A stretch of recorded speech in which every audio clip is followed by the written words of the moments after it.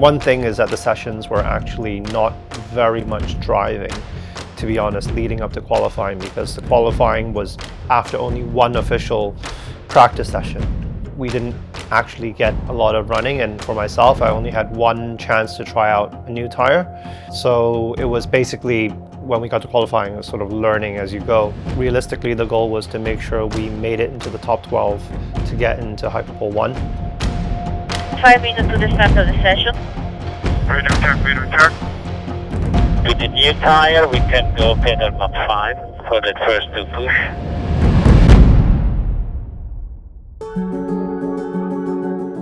From a personal perspective, reaching Le Mans to me is one of the ultimate goals. And reflecting back in the past 6 years, I would say I've achieved more than I imagined.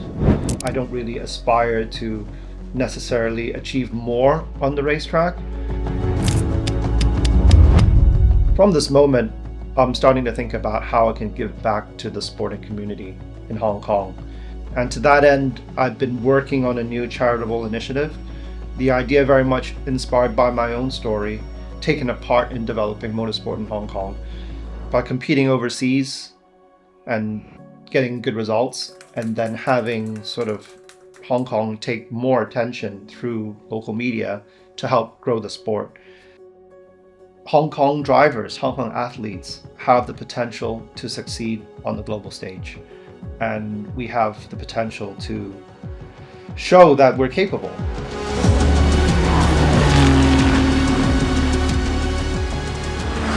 Okay, keep pushing, lap time is still good, keep pushing. Fastest Ferrari, bravo.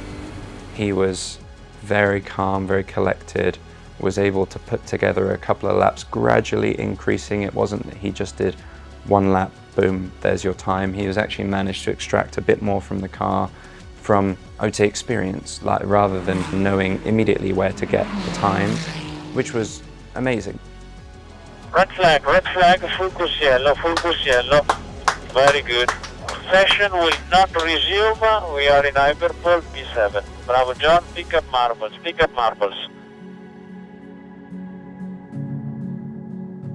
To get that result so early on in the weekend, because you have to remember the qualifying sort of halfway through practice. It's not actually at the end of practice like it is in most races.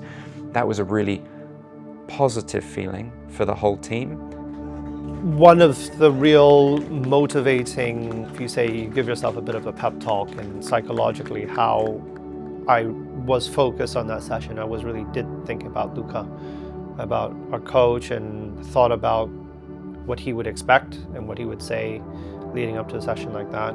In that moment, John did an amazing lap and everything, and everybody thought about Luca because he was the first one to greet you when you would finish qualifying with a smile of 1,000 teeth. And I'm happy that the whole team got to live with Luca for 5 years. And I think Luca would be very happy with that result, and that's something, John and Luca had a very, very close working relationship, and I'm sure he would be smiling with that sort of result the first time at Le Mans, getting to Hyperpole, and something we could sort of share all together. It was a great feeling. It was just a nice moment because we achieved going to Le Mans because we won the championship last year, also thanks to Luca's coaching and being part of the team. And at that moment, for John especially, qualifying, he proved to be one of the best bronzes in the world. So it was a nice moment. I think that really motivated me to do better and to really push and deliver something solid. So that's why at the end of the session I said, okay, that's for Luca, because I had him on my mind.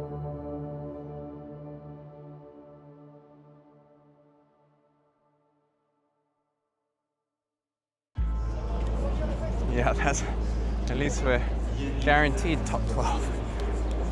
Then, we don't know. Yeah, but the biggest deal was to make the car better. John did a great job in qualifying, getting us into the first Hyperpole session.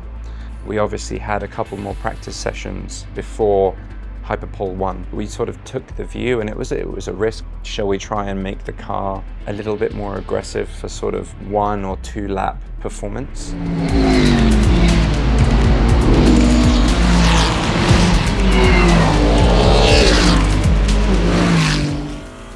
car is really loose. Traction, stability, very poor. So we need more rear. No, exactly. For me it's not understeer. For me the car is just sliding everywhere. Andiamo su 1,5 mm davanti, più 1,5 davanti e chiudiamo la convergenza posteriore di 1 mm. Non sta tanto giù, mi sembra. Ha poca stabilità. Ma già dal primo turno poi era migliorato. Il camion sta in strada. Mamma mia.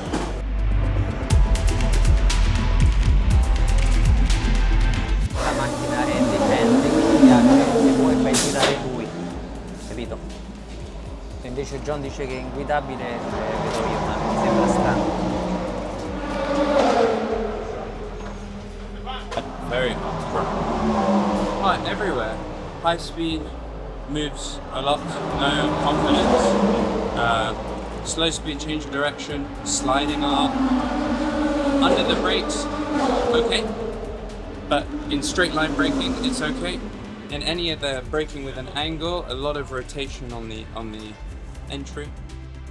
Slow speed, you're kind of okay, and you need more support only in the high speed. Yeah, let's try to stabilize the rear and its medium to high speed. I think where we are weaker in terms of a lack of experience, we make up for it in pure trust with our team, you know, engineers, mechanics, and our driver lineup. We trust each other so much to the point that, let's say in the setup of a car, it's always a compromise. But we know that we can always find that compromise, that when Eddie is happy with the car, when he says he's happy, I can jump in the car and know that, okay, I know that this car will be okay for me to drive. Last flying lap, P3 overall, P3 overall. Well, you got a good car, John. We improved it. Yeah. We did.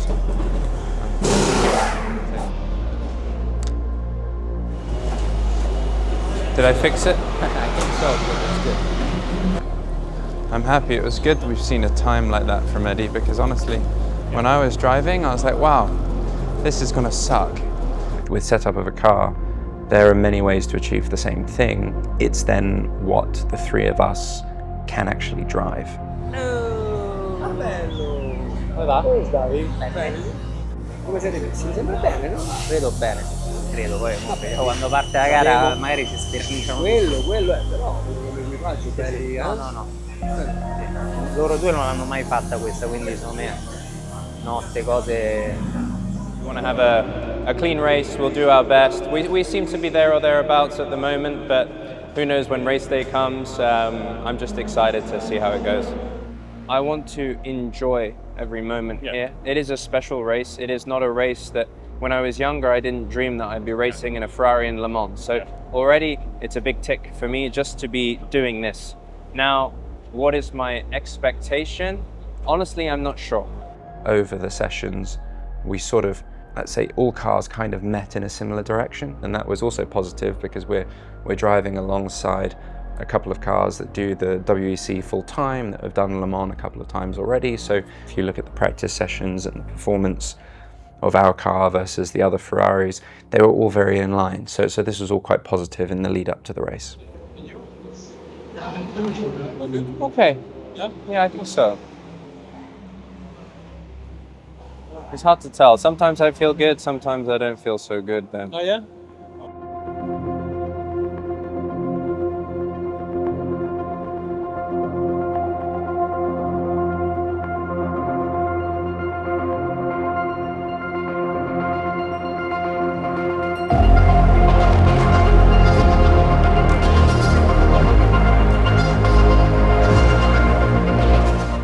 The Hyperpole session was probably not quite as we predicted. You have the option in Hyperpole 1 and Hyperpole 2 of electing your silver or your gold driver, and ultimately I think we took the view that most people would choose their silver driver. Actually, it was more like half and half. In the end, what we saw was more cars than we expected nominated their pro driver to run in that session in order to get into Hyperpole 2.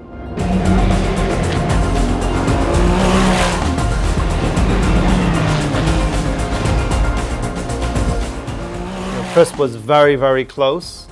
He was P8 basically until the final seconds, and then the McLaren managed to put in a very good lap, and that bumped us down to P9. We are out Gelailisi. Good job, man. I think my lack of experience driving a car with very low fuel on new tyres, I think that's the real reason. We didn't have much time to simulate that sort of session, and for me coming into it with very little experience on this compound of tyre at this circuit and with this car, I think it was quite a big ask to get into the second Hyperpole session. I still think that's the right decision to do, to gamble that way. But I would like to think that if we had gone into Hyperpole 2, we would be starting P3, P4.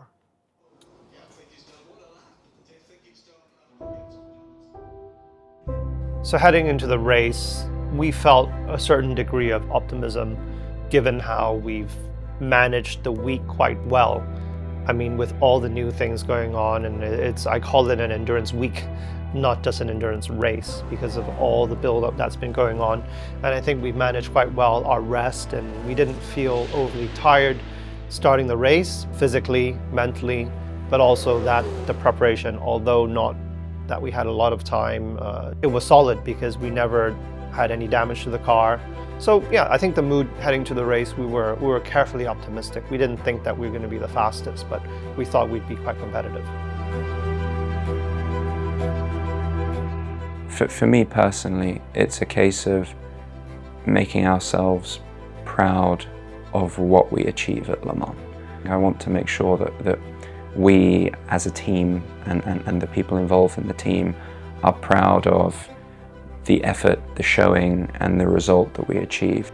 If I were to be disappointed, it would be because if we don't deliver what we're capable of, not because in the end if we didn't get a great result, because the result may be influenced by many reasons. It could be bad luck with safety cars, bad luck with full course yellows and pit stop timing. We know those things could ruin your race.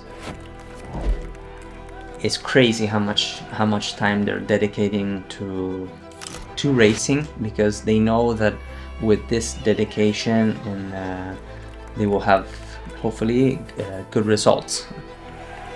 Like I said many times, without this dedication from their side, all this would be impossible to achieve. If I were to give myself that advice back in 2019, I would say, be prepared for the journey of your life. Sacrifices will be worth it. And my advice to myself going back is enjoy it even more, because you never know how many years of this type of racing and with teammates like this you will have. I wouldn't change our journey, probably enjoying the moments more, and this is absolutely my goal at Le Mans.